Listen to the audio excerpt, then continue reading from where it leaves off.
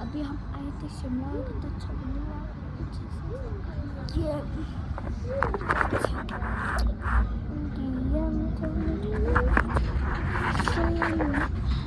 अभी बहुत बसेस आ रही है, अभी दिखा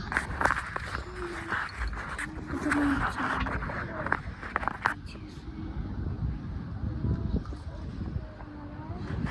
बहुत अच्छा व्यू है। तो फिर आ गए ऐसा लगता है कि 1 साल 2 साल नहीं, पूरे महीने 1 मिलियन 1 बिलियन रहे होते, ऐसा मन करता है। इतना अच्छा शिमला है ना। और वहाँ से ना हम बहुत सारी जगह गए थे, हिमाचल प्रदेश, और आज हम मनाली जा रहे हैं। ऐसे देख के खड़ा होगी कि अपन मनाली जा रहे हैं। मनाली से हम फिर घूमेंगे, एक्टिविटीज़ करेंगे, फिर वाला वक्त बताऊँगी जिसमें मैं स्नो से खेल रही हूँ। बाय।